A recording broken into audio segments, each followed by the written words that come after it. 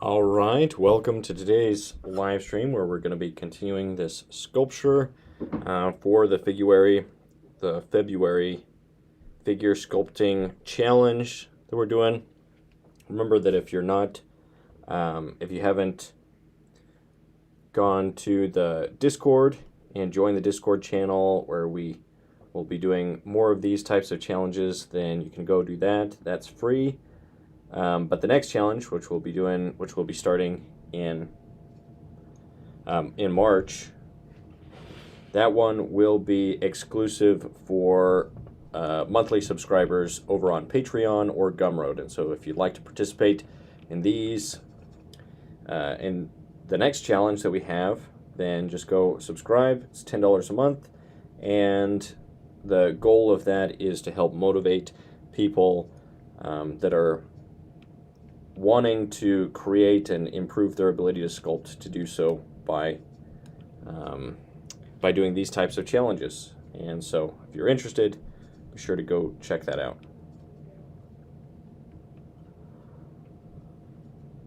And let's see. So I'm working on the texture for this one right now. Somebody's asking, how do you smooth it so good?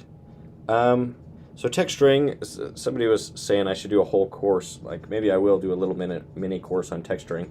But a lot of texturing, well, the number one tip that I could give is just texture across the form or around the form.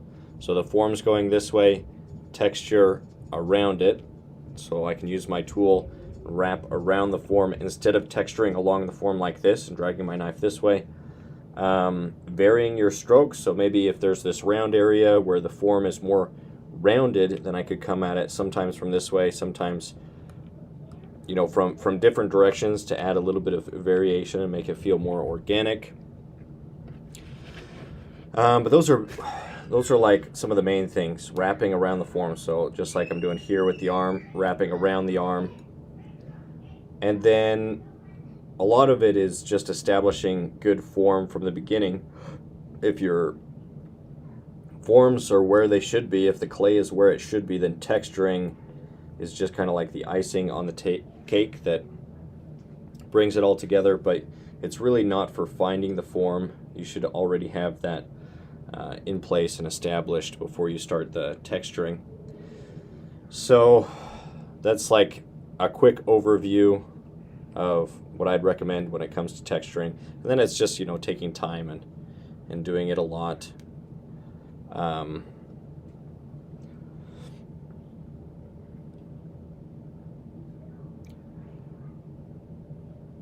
he says, "Hi Andrew, I've recently started sculpting. Your channel is great. Cheers from Costa Rica.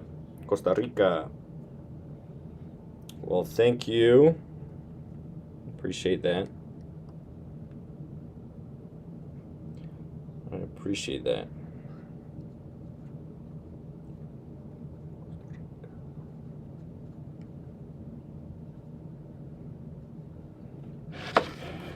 Okay, let's see.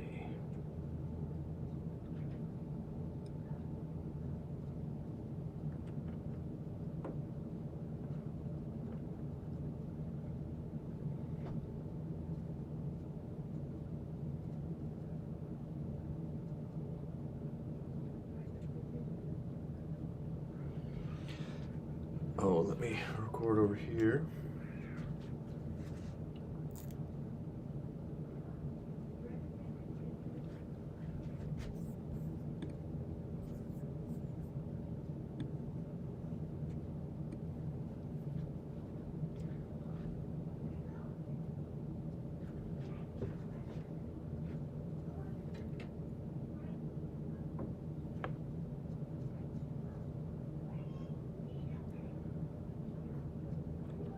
So if you're interested in sculpting, if you'd like to join the next figure sculpting challenge, we'll be starting that in March.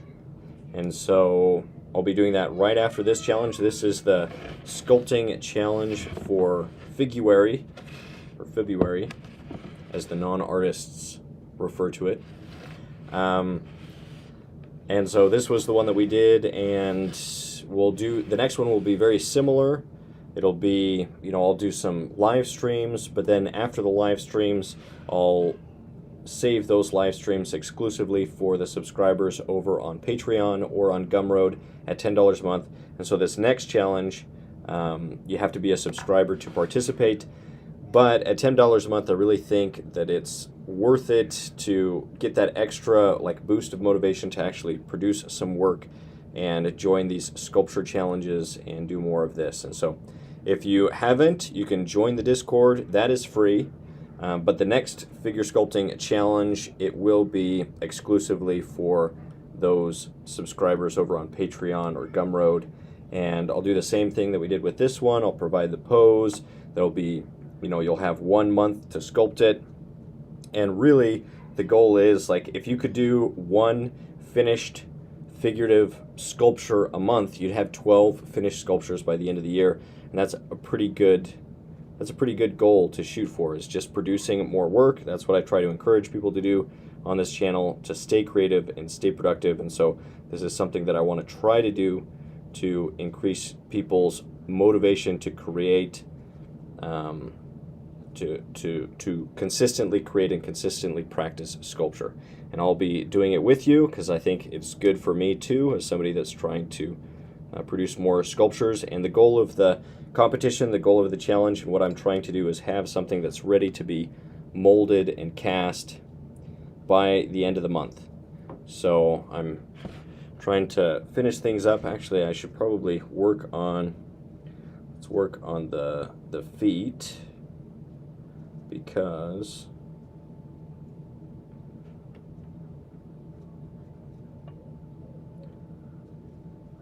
we haven't really tackled that too much, and this is something that if we're gonna have a finished sculpture, you have to finish the whole thing. So let's go ahead and do that.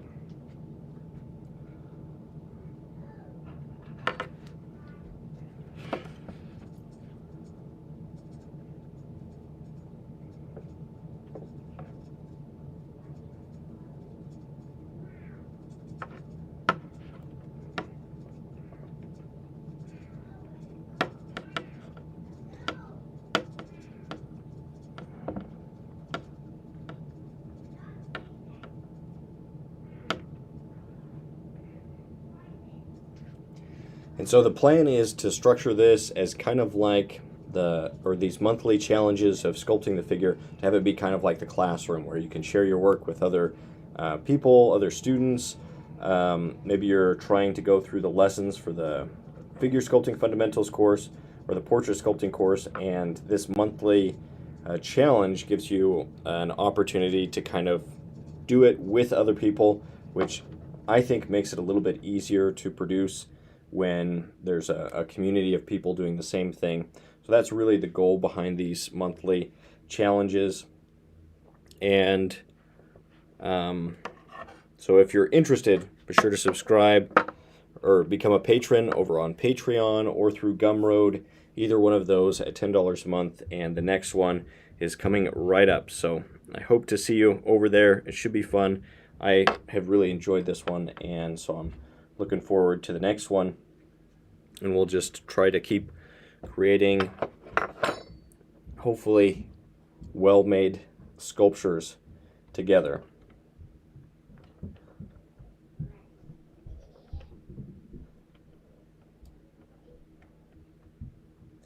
There's also some, you know,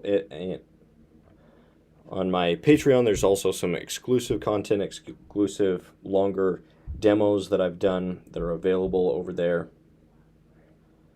So you get access to that library. And then if you're interested and you'd like the full courses, then you can find those over on my Gumroad. I just put together a sculpting pack that has all of my courses put together, and then you save if you get that. So if you're interested, you can message me and I'll send you the link. I'll try to include a link in the description or in the comment underneath this video.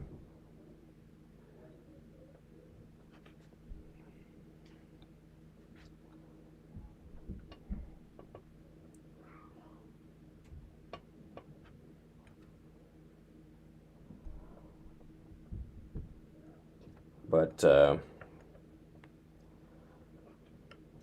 yeah, it should be fun doing more of these. I like these. So maybe I'll do a poll over on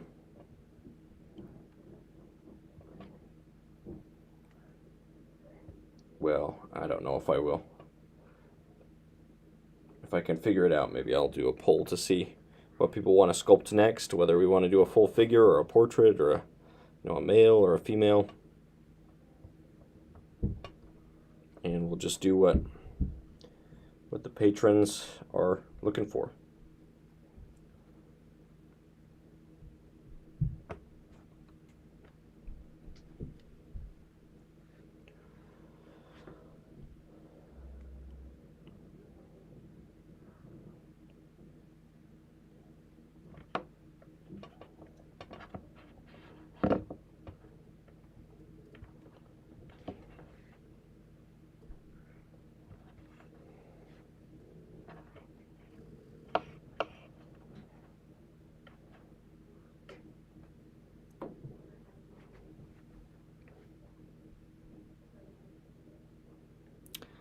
It says, thanks, Sandra. I'm currently working on an Asaro bust.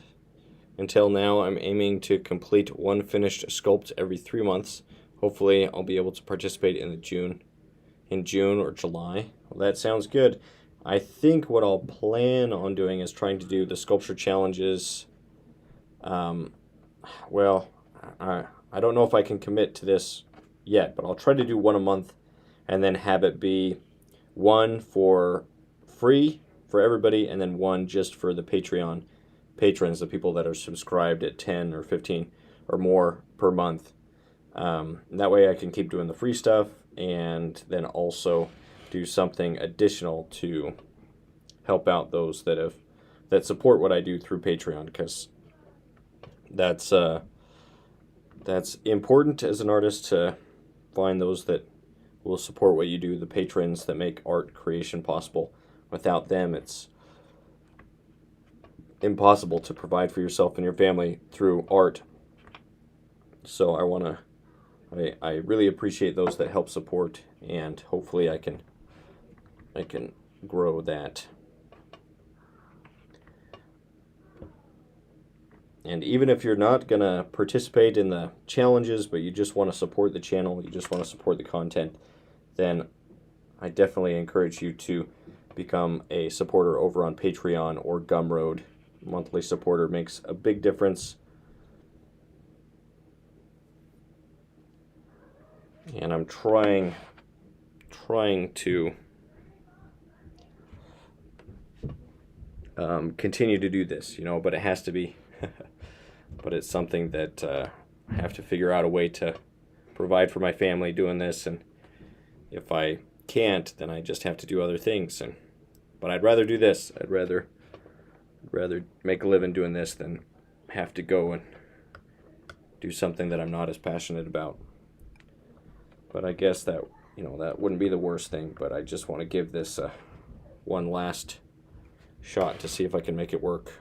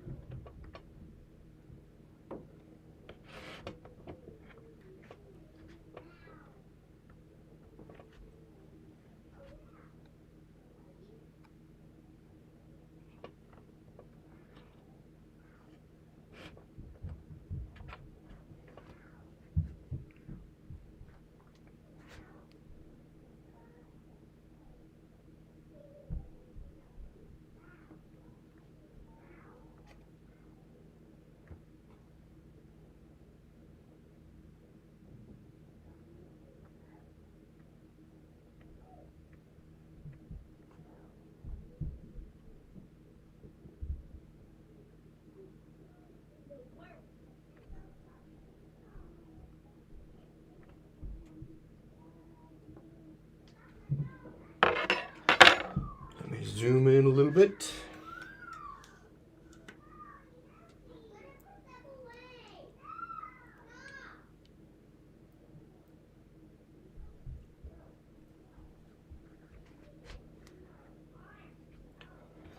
I'm trying to work on the foot. The feet are tricky.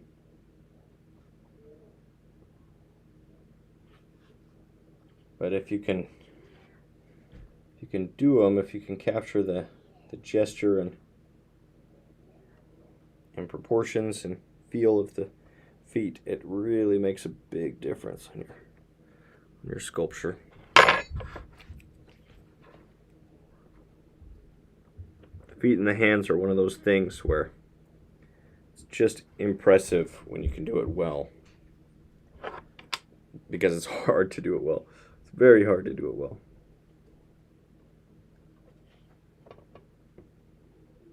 Maybe I'll do another mini course on sculpting the feet, though. I don't know. Might have a bunch of weirdos signing up for that course.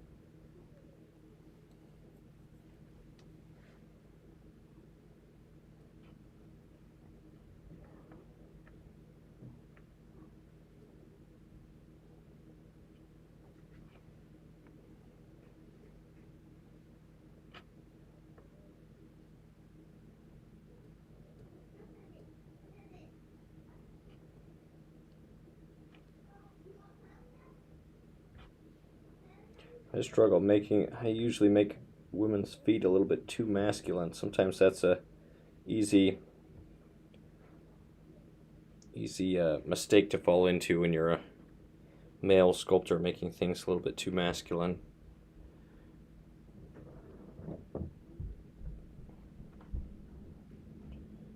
Rather than feminine, we want this to be a feminine feeling and looking. But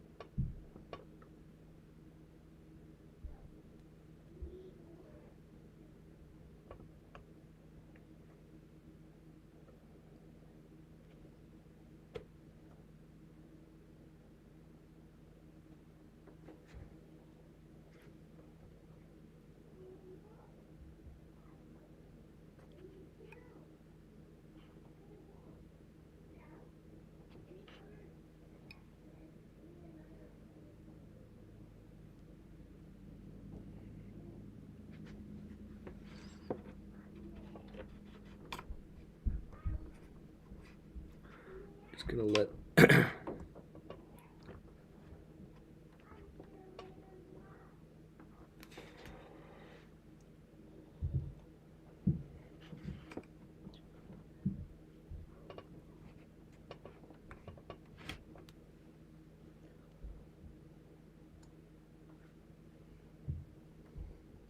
I'm going to let this other leg be covered in drapery because, not that drapery is particularly easy, but it's easier than another foot. So, and for when I'm doing the cast, I feel like this inside area will be difficult, so I'm just going to try to bring out the forms just a little bit. Because I'd like the cast to hold together.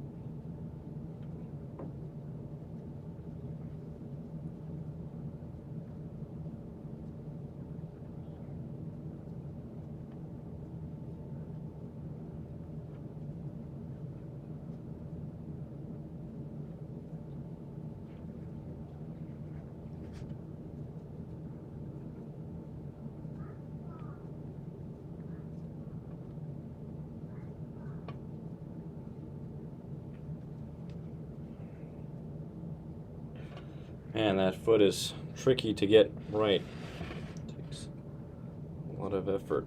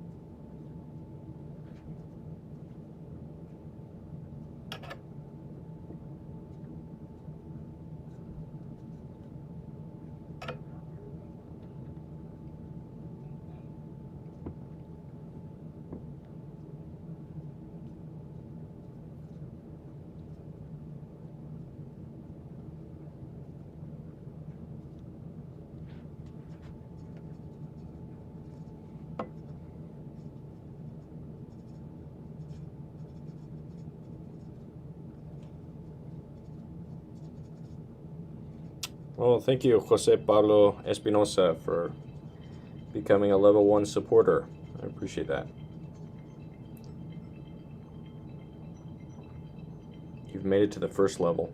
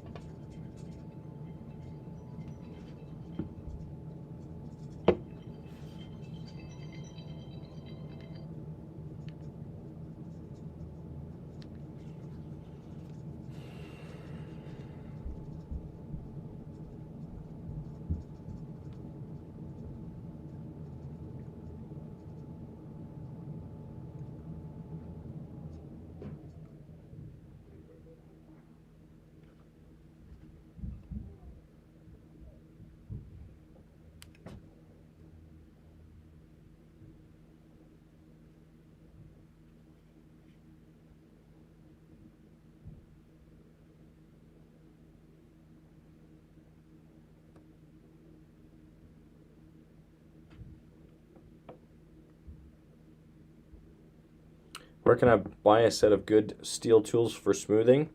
I found mine just looking on eBay.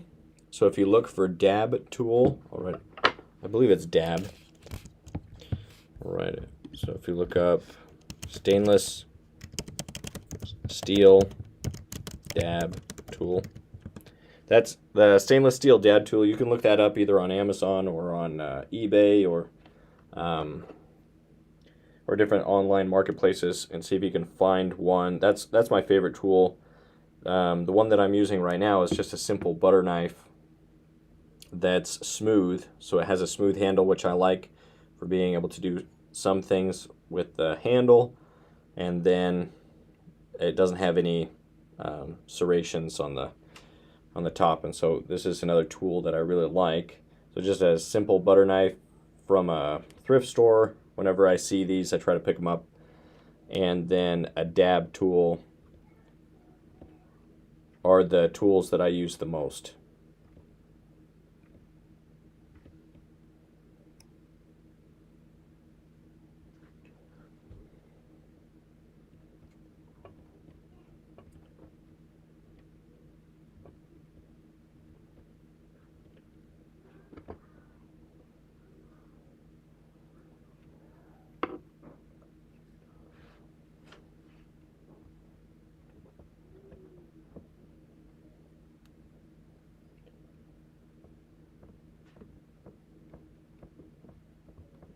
then you can also, if you have a tool that you like, or the shape of the tool that you like, you can also try to make your own. In fact, I think this week, maybe today, I'll try to film a video that shows how to take a nail and a hammer and a like a small anvil, and then like forge your own dab tool, because I've been wanting to make my own, just because it's cool to use a tool that you made yourself.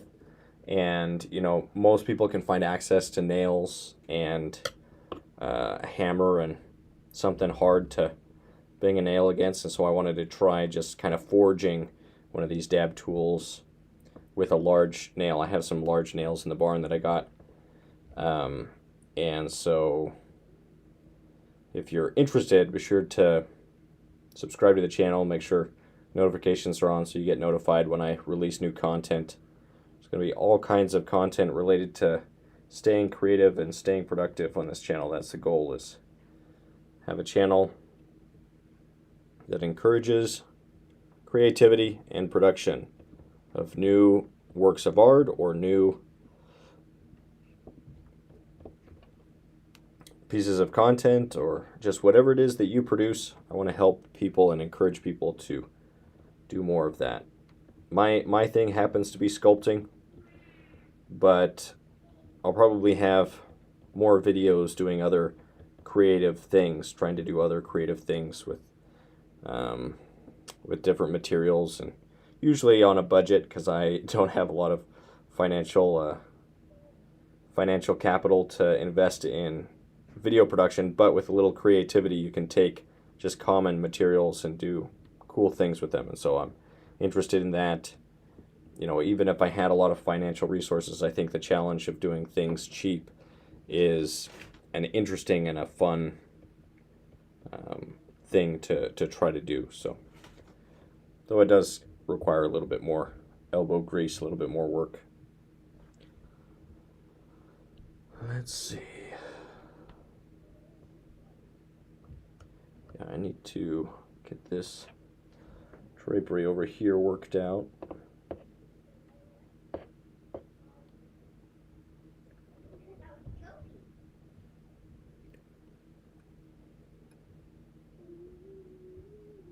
Tool making is one of the things I enjoy about sculpting. Yeah, absolutely. It's like, I don't know a good sculptor, a talented sculptor, that hasn't made their own tools, that hasn't made at least some of their own tools, just because, or modified, you know, existing tools, just because that's kind of part of the fun, part of the process, part of the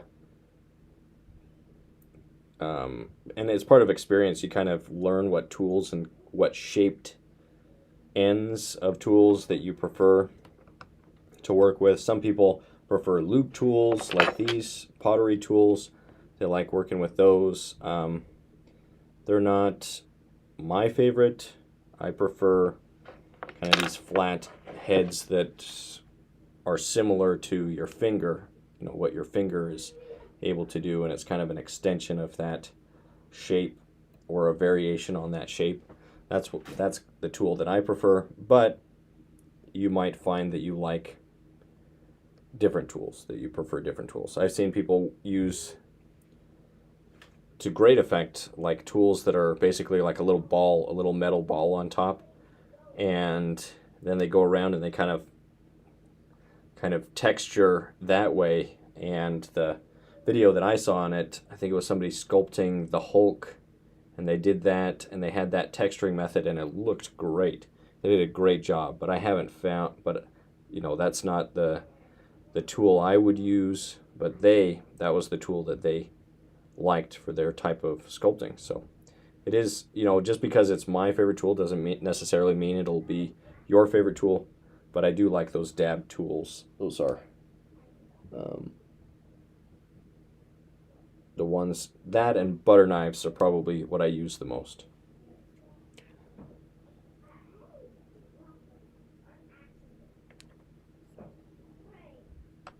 Someone says, now because of you I have started sculpting. Well, thanks, I will try those tools. Well, glad I could inspire some creation. I think sculpting is a great thing, a great tradition to be a part of, a great thing that I really enjoy. And so, and I think, you know, we need more creators, especially in a time with like artificial art, you know, artificial intelligence creating artificial art. We need some people that are willing to say, you know what, art is still something that deserves to be created by people instead of synthesized by algorithms. And so I think even if, you know, even if sculpting is something that is just stays a hobby, I think that's still beneficial because it's the production of something, trying to capture something beautiful and meaningful. And so I think there's a benefit to having it. And, you know, if you can create beautiful things, then I think there will always be a market for beautiful, well-made works of art, even if that market is sometimes hard to find, hard to tap into. But I think that's with almost any type of art. It's just, it's hard to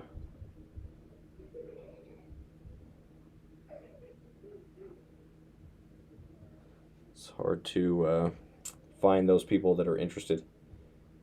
But if you can find them, you know, that they're what makes it possible. And those patrons, they help the world be more beautiful by supporting the creation of beautiful works of art.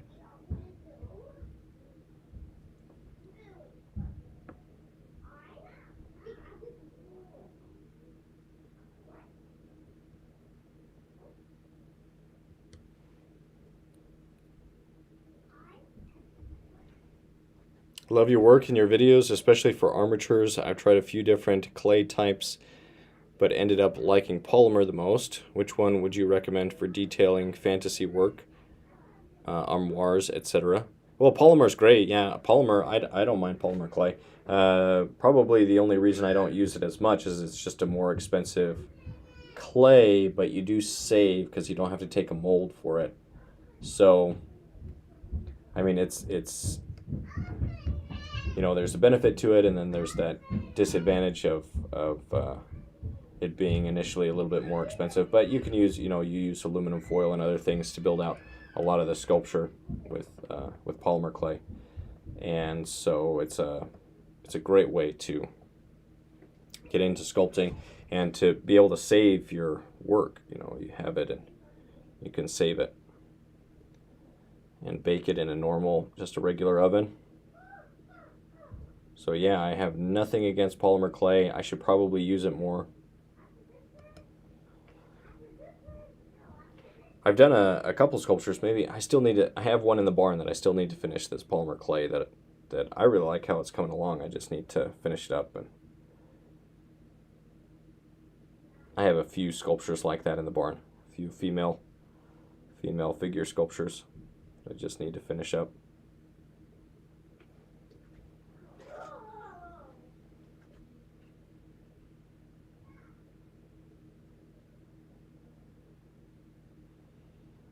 AI looks too perfect for me. Sometimes imperfections are what make it real. Well, it definitely looks, yeah, it's kind of got this smoothed, plasticky, you know, synthetic look to it. They might, you know, they might figure a way to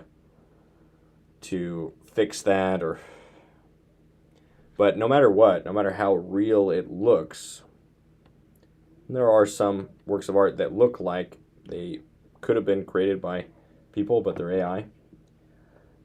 But as people, we should understand that art isn't just about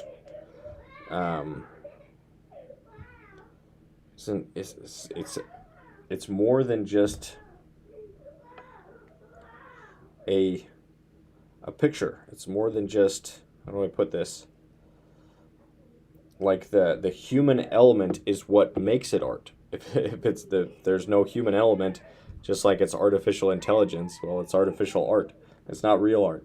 You can't make real art with artificial intelligence, with a synthesized fake algorithm. It's just an artificial form of art. So art is made by people. What's made with AI is synthesized or artificial art. You could call it artificial art, but it's not real. Even if it looks real, it's just a lie. It's just a deception. That's what I don't like about AI, and why I think that it should be required on all social media platforms. They should pass a law requiring that AI content identify as such, and that you can opt out of choosing to see AI content. Because I'll start watching a video that has nothing to do with anything. Maybe it doesn't have anything to do with art. Maybe it's just like people building something, and then pretty soon you figure out that it's AI, because AI is still kind of in the stage where you can kind of pick that out pretty quick, for the most part. And it's just an artificial. It's like they're trying to make a counterfeit reality, like nobody actually moved those materials, nobody actually built that. If it's like them building a wood table or something, and it's just AI, those videos are the ones that really, like the videos of AI imitating the creation of something, whether it's art or sculpture or like a house, like building a house or something, like a time lapse of a house. Like, those are the ones that really annoy me. It's like a pet peeve, because we do have a desire as human beings to create, not only to create, but to see others create, and that's a good thing, because that's what builds the world around us. It's what builds society. So AI is basically creating this artificial sense of something was created, something was built, that kind of scratches that itch, so to speak, in our brain that says, oh, that's a good thing. It's a good thing when somebody builds a house, and it's cool to see, a time lapse of a house being built. But then AI comes in and creates this imitation where there's nothing real. There's nothing real being produced. There's no materials being moved around. There's no work of art being created. There's no physical reality to what you're seeing.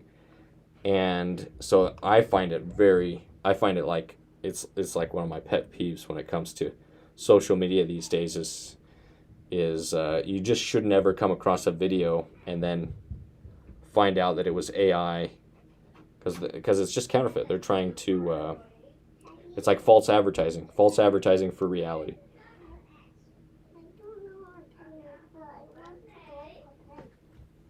Yeah. I don't know either. Oh wait, maybe here. Just one, okay. Close the door.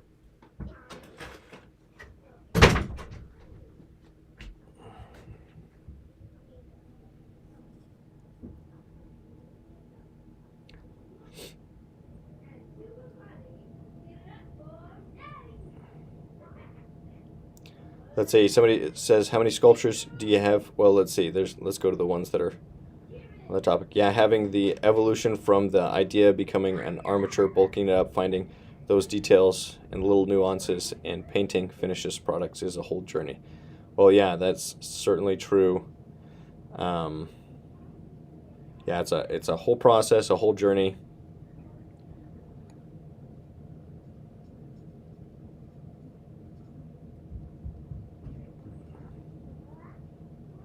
And it's worthwhile, just being part of that process is worthwhile. I think art serves a purpose individually, an outlet for creation, and then as human beings, it has a purpose, and so that purpose makes it a worthwhile endeavor to beautify and to make things more pleasant, make the world more pleasant, more beautiful. That is a worthwhile pursuit. And I think even, a lot of artists, famous artists throughout history, they've sacrificed all this time and energy and basically their life to try to create beautiful things, and a lot of the times it didn't financially benefit them in the moment, but then afterwards we recognize that sacrifice was worth it. And what does that mean? Like, if it didn't pay them during their lifetime, what does it mean that it was worth it? Well, we kind of have to piece that together, but we know that we have that sense that, what they did with their life was worth it, even though at the time the society around them didn't recognize it or didn't pay them what we now recognize they were worth in their pursuit of creating art and beauty.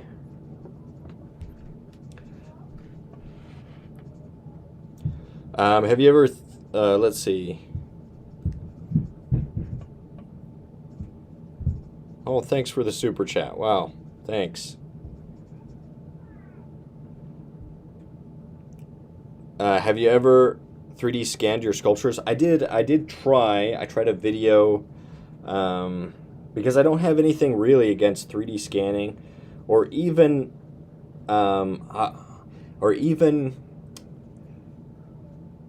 like taking a 3D scan and then, let's say, like you have a commission for a building that's going up and they want a sculpture in stone, but because of the time frame and everything, you sculpt it in clay, take a 3D scan, and then have a machine help with a lot of the sculpting process in the stone. I don't even really have an issue with that, just as long as you're not trying to be deceitful. You're not trying to lie to the person that's purchasing the art to convince them that you are creating something by hand, but you're actually using, you know, a process that's very digital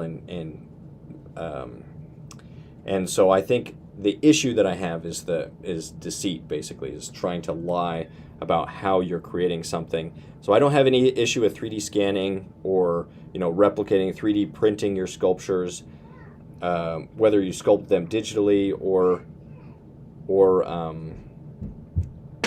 if you sculpt them using traditional methods. What I have an issue with is if somebody does let's say, uses AI to create a sculpture and then 3D prints it and then tries to sell it without mentioning that it's an artificial form of art, that it's artificial intelligence. That's what I have an issue with. I think that's false advertising, because when somebody's buying a work of art or a sculpture or something, the assumption is that it was created by a person, and so I think that type of false advertising is what I primarily do with. So I've taken scans, or I tried to. The ones that I did didn't come out too well. I need to figure out a better method, or I need to do it again to work out the kinks. But I've never done it with the like proper 3D scan things that get extremely detailed and that are more advanced. I just did it with the camera phone and a free app just to kind of test it out, and didn't come out perfect. I have a video about that process on the channel. Yeah? You want me to hold you? Okay. You have a pen? Oh yeah. Do you want to draw? Let's see. You want to draw on this?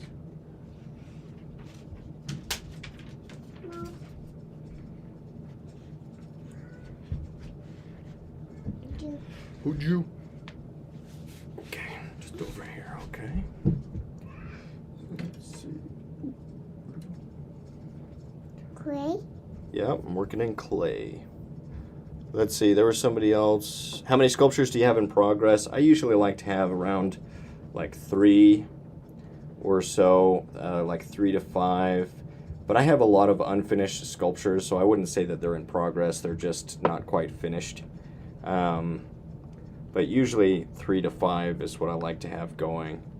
Right now I have one large stone sculpture that I'm trying to sculpt by hand. I need to start some more stone sculptures for the stone sculpting course that I'll be doing with an angle grinder. In fact, I have this this maquette that I found that I did during the Sculpture in the Park show, and so I'd like to do a maquette, or I'd like to use this as a maquette for doing a larger stone sculpture. I think I'll bring the legs down just a little bit more, and I don't know if I'll include the arms or not. Probably not, and I might simplify the portrait a little bit. We'll see, but I'll just use that as the inspiration. That's the plan, and then sculpt it in stone.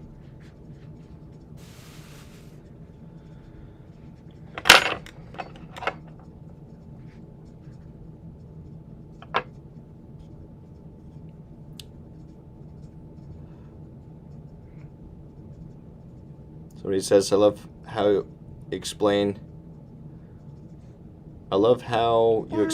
why AI art is bad, unlike others.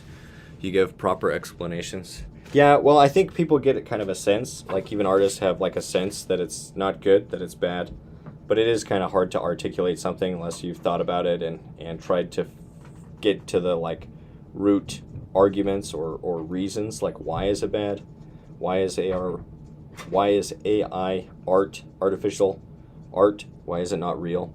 Part of it is that it's just that a lot of it has included just copyright infringement, so it just steals the works of actual artists and then synthesizes that into something that's created by an algorithm without any new artistic input, so without any input from a person.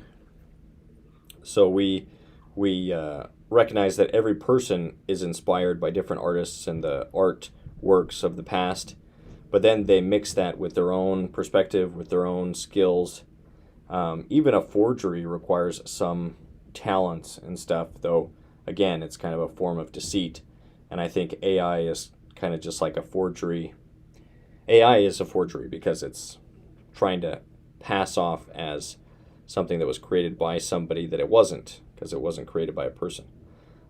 If it's not disclosed that it is AI, which most AI content, or a good chunk of AI content, doesn't explicitly come out and say that it's AI, which I think it should. So, but it is, it's a complicated issue because there's, there's advantages. You can see like the advantages. I think AI, especially in things like medicine, can dramatically reduce costs and provide a wealth of common understanding on like diagnoses and things, like look at x-rays and maybe even be able to diagnose issues that people have better than people can. And so I think that's a good thing. I think, saving lives is something where that type of technology belongs, but it doesn't belong in the arts. It doesn't belong in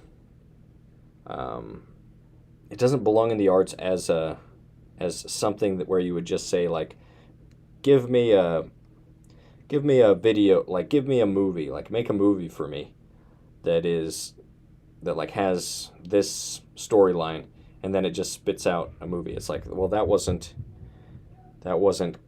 that's artificial. That's artificial entertainment, artificial art. But it is kind of, it's complicated, and I understand that most people, it's hard to articulate why it's wrong, but we kind of have a sense that it is wrong. That something about it is, there's an issue with it.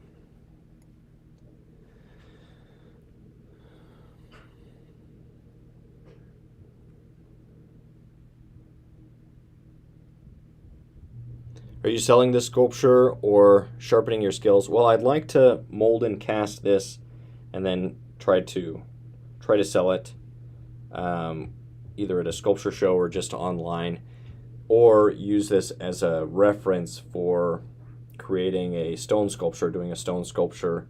I liked the drapery because in a piece of stone you could do this sculpture and it would be totally solid. This triangle of the arm would be really solid, and then the hair and drapery.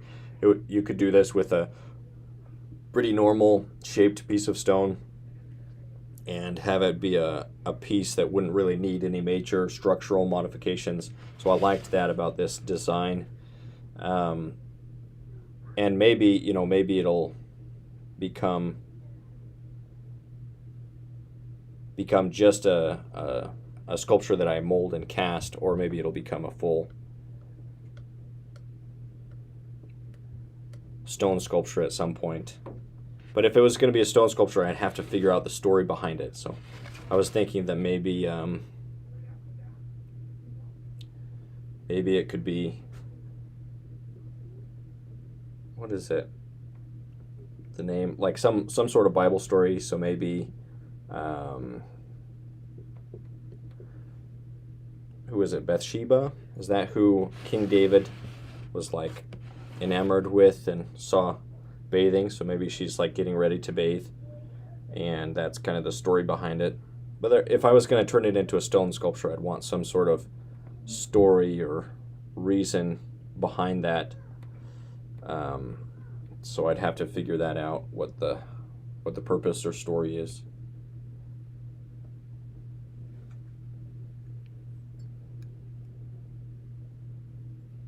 How much do you charge for your sculptures? It depends on what it is. You know, it depends on what it is and how much time and energy it took to make.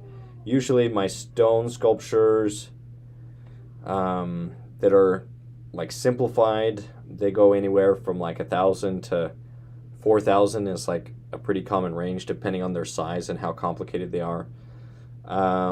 For commissions, typically if somebody says, hey, I'd like to commission a sculpture, let's say it's a sculpture a little bit smaller than this in just polymer clay, so I don't have to make a mold or cast it or anything, those usually are around 1,000, though sometimes I'll agree to less if it's something that I feel like I could do in a shorter amount of time. So commissions, I usually say that they start around 1,000, though I've done some that are under that, and I'd be willing to do some under that depending on how much time I think the project would take. So yeah, it depends, it varies. Pricing work is always tricky. It's difficult to price work so that it sells. And I still have a lot to learn because, you know, I feel like I create works that could sell if I just understood a little bit more about how and where to market them. So I'm not by any means an expert at marketing sculptures, and as you may know, I spend more time invested on the education side, teaching people how to use traditional sculpting methods to shape the clay. So that's I guess a long-winded answer to that question, that it depends. It depends. From your personal experience with polymer clay, which brand do you think is the best for more detailed work, armor pieces, right angles, etc.? Something firm that holds the shape better before baking it? Well, I guess a firmer clay, depending on what size you're going. If you're going really large, then you usually want a softer clay. As far as brands, I just use like the Sculpey is what I've used mostly. I like the Sculpey gray. There was one that was speckled. It was like a speckled gray, looked kind of like a granite, that I liked, and it was like one of the cheapest ones. And so that one was kind of soft. But if you're trying to get sharp edges, then what you might do is you might get it roughed in and pretty smooth, but you don't have to get it perfect, and then you bake it, and then you can sand it. And that you can get really sharp edges, really smooth planes, just by having a sanding backer, like a firm sponge backer sanding pad, and then sanding. You can get a lot more if you're trying to create something that's like really flat, a flat piece of metal or armor or something. You can do that with sandpaper, and that works great with polymer clay. So if you really have to get like perfect edges, it's really hard with just sculpting. So you get as close as you can sculpting, and then you go in and you can sand or use, you know, other things, an X-Acto knife or other things once the clay is hardened, and that's much easier of a process.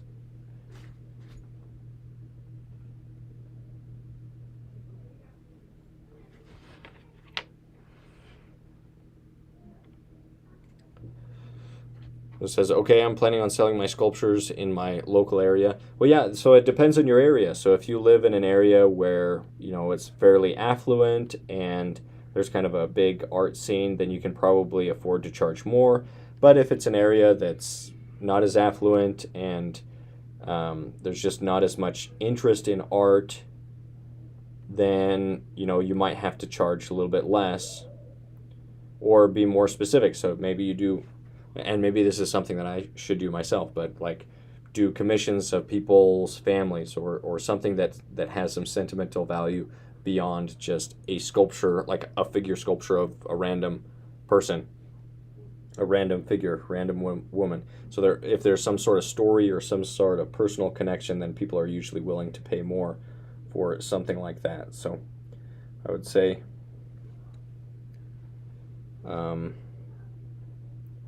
go for it and just start. Like, just start selling your sculptures, and do your best to produce good work that you can be proud of, and that you can, that they want to show to their friends, and then their friends say, oh, that's something that, like, I would like to have something similar to that. And that's the goal, is to create things that people want to see and want to be in their home, things that they want to look at.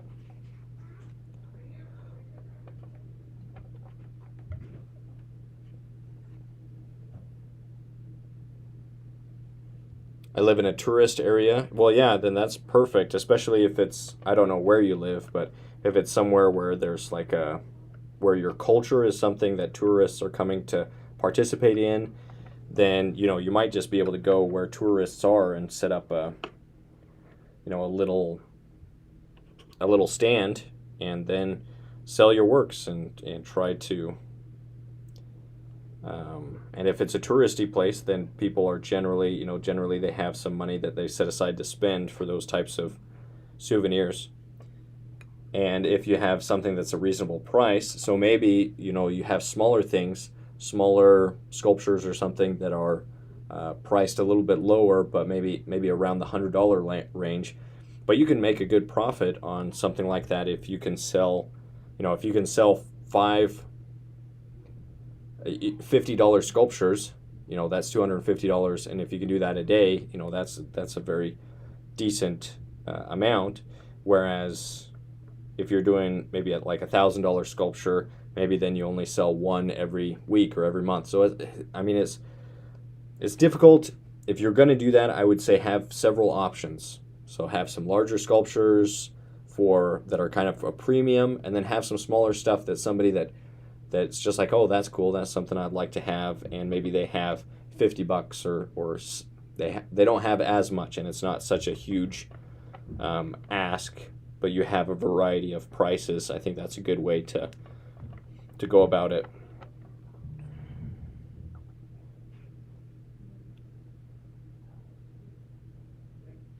I live near a national park filled with tigers. Well, yeah, that's great. And if you can do something, I don't know if you're interested in figurative stuff, but if you could do maybe like a female figure with tigers, that's like a really popular, like fantasy, like I've seen a lot of fantasy art that kind of has that theme of like big cats, big tigers, and then some sort of female figure, or warriors, or those types of things. I'm interested in people, so, or you could just sculpt the tigers, and if it has something to do with what people are there for, and then they can have that as a souvenir to, oh, remember when we went and saw this. Every time they look at the sculpture or people ask about it, they can tell people about their trip to this tourist spot, and then that makes it more likely to motivate them to sell. And so if you do something like that, and you find success, reach out, because I'd love to hear those success stories from students, and I'd love to share those too, because if you can find a way to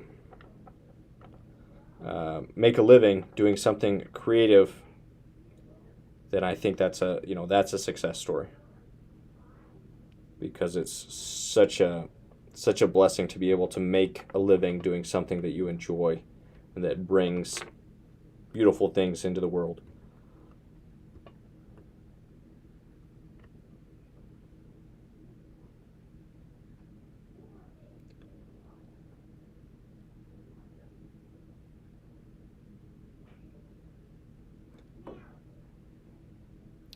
Let's see. They say somebody says, I will check out that 3D scan video. Thanks. I find the mix between digital and analog really interesting. Sculpting by hand and then 3D printing replicas. Yeah, I think that's a great thing to do. I think that there's, even with digital sculpting, as advanced as it is, there's just something about traditional materials that I really connect with. But I have nothing against digital sculpting or using whatever tools that we have at our disposal to try to create replicas and sell those. I think that's all great. Whatever you have to do that's honest and straightforward to make a living as an artist, I think is worth giving a try.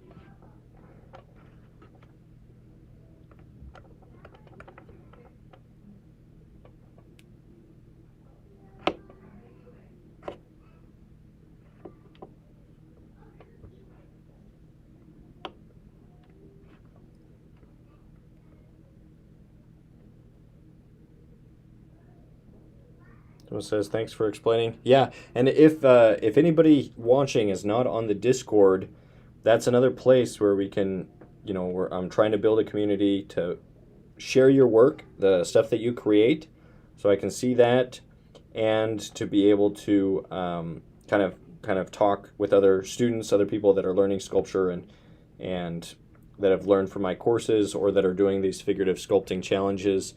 That's the place to do all that. So I hope if you're watching, you'll consider joining that Discord, and if you can, supporting over on Patreon or Gumroad at $10 a month, so that you can participate in next month's sculpture challenge. We'll be doing another one of these, and I look forward to that.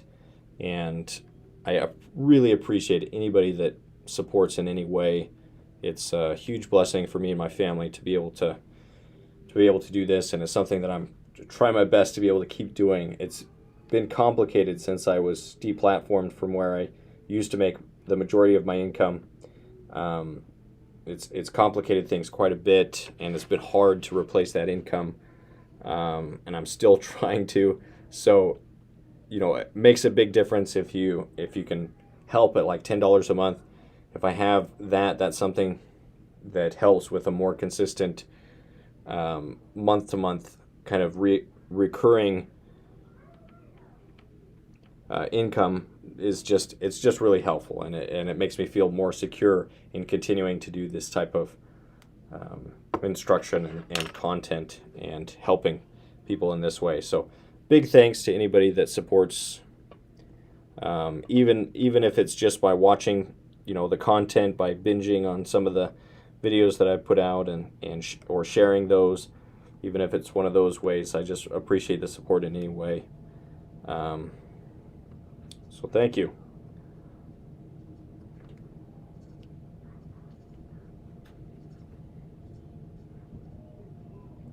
It says, okay, good night, Mr. Andrew. I have a big exam tomorrow. Thanks for the advice. Love your work. Bye. Well, I'll see you. Thank you. I appreciate the comments. It's nice when there's people commenting and I can have something to talk about, and it's not just me sculpting, by myself. So it's good to have, conversation, things that people are interested in talking about. I appreciate that. The digital sculpting process feels off to me. I really need that haptic feedback. I don't have anything against digital sculpting, but for me it doesn't feel intuitive. Yeah, I'm kind of that same way. I just feel like there's something tactile about working in traditional mediums that I just don't feel is replicated well when it comes to digital. It's just not the same. And I'm kind of a traditional guy, so I like the traditional methods and so but I don't have anything against it either. I think if that's what you prefer and you have the technology and you can do it, I think more power to you. but it's not something I'm particularly connect with.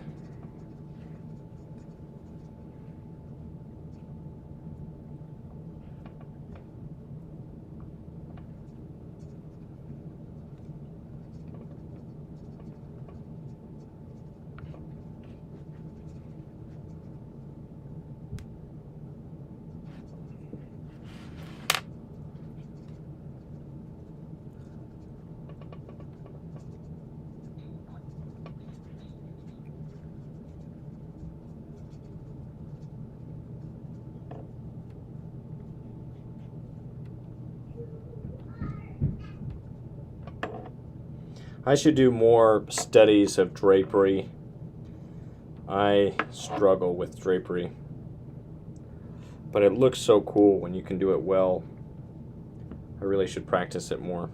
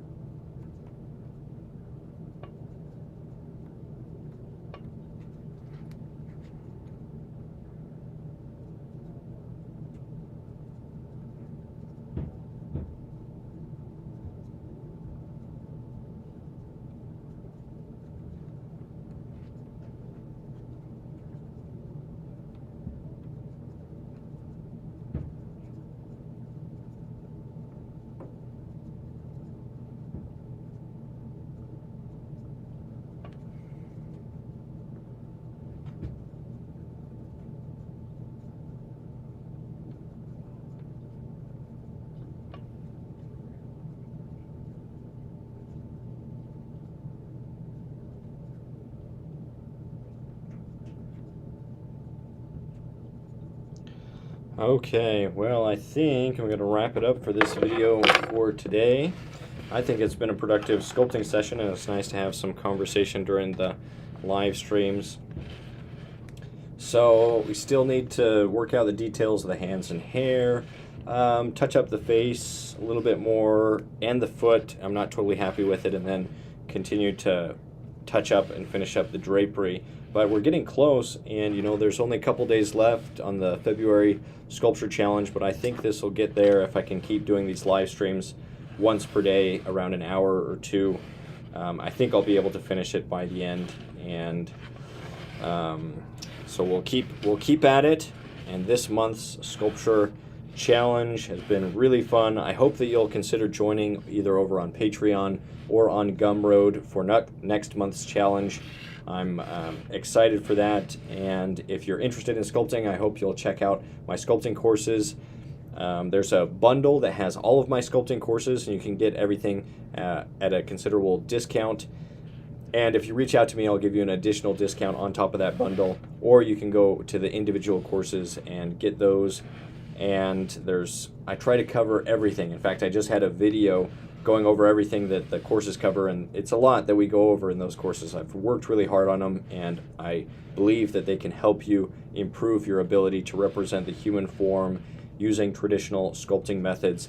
So if you're interested in that, if you'd like to invest in that skill and talent, then I think they're well worth it. All right, stay creative, stay productive. Thank you guys so much in the comments. Those have been supportive, especially Jose Pablo Espinosa. I wanted to give a special thank you. Gracias por su comentario, y gracias por ayudar y apoyar este canal.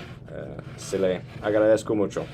All right, thank you guys. Stay creative, stay productive. I'll see you around.